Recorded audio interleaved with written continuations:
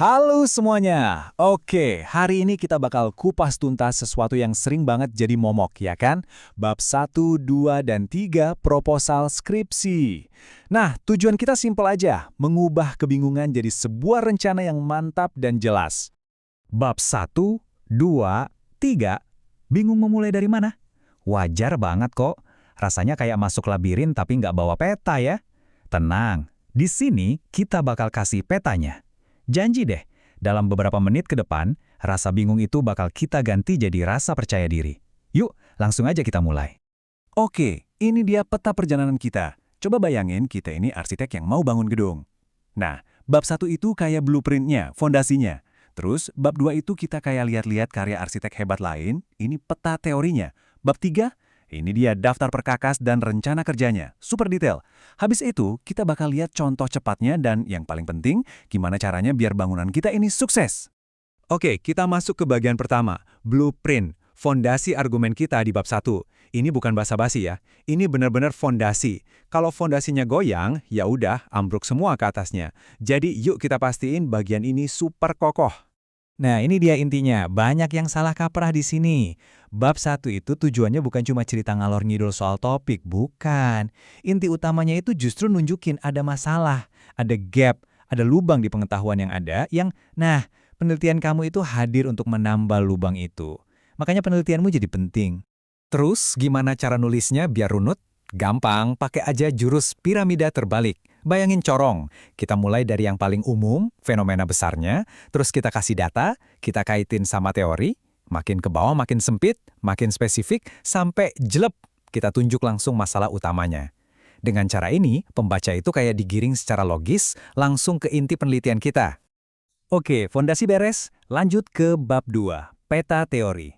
Ibaratnya, arsitek pintar itu nggak langsung gambar, dia riset dulu, lihat-lihat bangunan lain yang udah ada. Nah, itulah yang kita lakuin di sini. Kita survei dulu medan akademiknya. Nah, ini penting banget bedanya. Tinjauan pustaka yang lemah itu kayak daftar belanjaan, cuma ngumpulin definisi A, B, C, bosenin kan? Tapi, tinjauan yang kuat itu kayak arena debat. Kita bukan cuma jadi reporter yang laporin kata si Anu begini, kata si itu begitu. Enggak. Kita ajak mereka adu argumen. Kita pakai teori mereka sebagai pisau bedah buat nemuin, nah itu dia, research gap yang bisa kita masuki. Coba deh, lihat para ahli ini. Bukan sekedar nama buat ditempel di skripsi. Mereka ini arsitek-arsitek master yang ngasih kita toolkit canggih. Misalnya, Irving Goffman. Dia ngasih kita kacamata dramaturgi buat lihat hidup ini kayak panggung. Ada panggung depan, ada panggung belakang. Atau Berger and Lachman yang ngajarin kita kalau realitas itu sebenarnya dibangun bareng-bareng. Jadi ingat, ini tuh alat analisis, bukan sekedar pajangan. Intinya, di bab 2 itu apa? Ini dia, frasa kuncinya. Menyerang dengan sopan. Kedengarannya sangar ya, tapi maksudnya gini, kita secara kritis tapi tetap santun. Nunjukin, penelitian si A keren, tapi dia belum bahas bagian ini. Atau, teori B bagus, tapi ada titik butanya di sini. Nah, disitulah penelitian kita masuk. Jadi, ini bukan ngejatuhin orang, tapi justru membangun sesuatu yang baru di atas karya mereka. Oke, blueprint udah ada, kita juga udah survei lokasi. Sekarang masuk ke bab 3, rencana konstruksinya. Disinilah bagian teknisnya. Kita harus jelasin step by step secara super detail gimana cara kita membangun penelitian ini. Biar apa? Biar hasilnya kuat, kokoh, dan yang paling penting, bisa dipercaya. Hal pertama di bab 3 adalah milih madhab. Mau kualitatif atau kuantitatif. Simpelnya gini, kalau pertanyaan penelitianmu itu kenapa atau bagaimana maknanya, berarti kamu masuk tim kualitatif. Tapi kalau pertanyaannya seberapa besar pengaruhnya atau ada hubungannya nggak, yang jawabannya butuh angka-angka, berarti kamu tim kuantitatif. Pilihannya balik lagi ke pertanyaan di bab 1 loh ya, harus nyambung. Nah, buat yang milih kualitatif, ini beberapa perkakas wajibnya. Buat ngumpulin data, biasanya pakai wawancara mendalam atau observasi. Terus, buat analisisnya ada model yang udah jadi standar emas, yaitu model interaktifnya Miles and Humerman. Intinya, data seabrek itu kita ringkas, kita sajikan biar gampang dibaca, baru deh kita tarik kesimpulan. Terakhir, biar data kita valid dan kuat, kita pakai teknik triangulasi, dicek silang dari berbagai sumber. Jadi nggak asal klaim.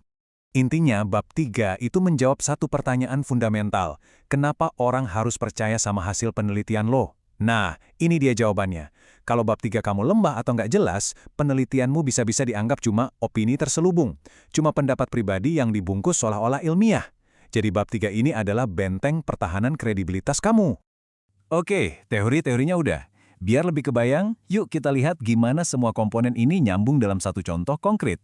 Misalnya, judulnya, Konstruksi Identitas Diri Remaja di Instagram di Kota Palembang. Jelas kan? Apa yang diteliti? Identitas diri. Siapa? Remaja. Di mana? Di Instagram. Spesifiknya di Palembang. Nggak ngambang. Lihat di bab satunya, dia pakai piramida terbalik, mulai dari yang gede dulu soal era digital. Terus masukin teorinya Goffman soal panggung depan, akhirnya mengerucut ke satu pertanyaan tajam. Identitas di Instagram ini beneran asli atau cuma akting? Nah, di bab 2-nya, dia nggak ngabsen semua teori komunikasi. Nggak. Dia pilih satu pisau yang paling tajam buat bedah kasus ini, yaitu dramaturgi dari Goffman. Fokus, teori ini yang bakal jadi senjata utamanya. Dan terakhir, bab 3-nya jelasin rencananya. Pakai pendekatan kualitatif, informannya nggak asal comot, tapi dipilih sengaja atau purposif yang sesuai. Cara ngumpulin datanya lewat wawancara mendalam, terus cara analisisnya pakai model Miles dan Huberman. Nyambung semua kan? Dari bab 1 sampai 3 ada benang merahnya. Oke, kita udah lihat contohnya. Sekarang bagian yang mungkin paling krusial. Gimana caranya biar bangunan kita ini nggak cuma jadi, tapi juga kuat dan nggak gampang dirobohin. Kita akan bahas jebakan-jebakan paling bahaya dan kunci suksesnya. Ini dia kesalahan-kesalahan fatal yang wajib dihindari. Pertama, metode nggak nyambung sama pertanyaan. Itu ibarat memotong kue tapi pakai obeng. Ya nggak bisa. Kedua, teori cuma jadi pajangan, nggak dipakai buat analisis. Buat apa? Cuma menu-menuhin halaman. Ketiga, copas metodologi tapi nggak ngerti artinya. Bahaya. Dan yang terakhir, antar bab nggak ada koneksi, jalan sendiri-sendiri. Itu bukan skripsi, itu kumpulan esai. Dan pada akhirnya, dosen penguji itu di kepalanya cuma ada satu pertanyaan besar. Ini tuh penelitian atau cuma curhat? Nah, yang membedakan keduanya adalah argumen yang kuat dan bisa dibuktikan, yang udah kita bangun bata demi bata di bab 1, 2, dan 3. Jadi kuncinya ada di sini, geser mindsetnya. Dari yang tadinya cuma kolektor teori, numpuk-numpuk kutipan, jadi seorang analis. Jadi orang yang pakai teori itu sebagai alat bedah buat ngebongkar realitas, buat mempertanyakan, dan buat benar-benar paham. Jadi, saya tinggalin satu pertanyaan buat kalian renungkan. Waktu nulis proposal nanti, coba tanya ke diri sendiri terus-menerus. Penelitianku ini bakal jadi argumen yang bisa dipercaya, atau cuman sekedar cerita aja? Jawabannya ada di tangan kalian sendiri.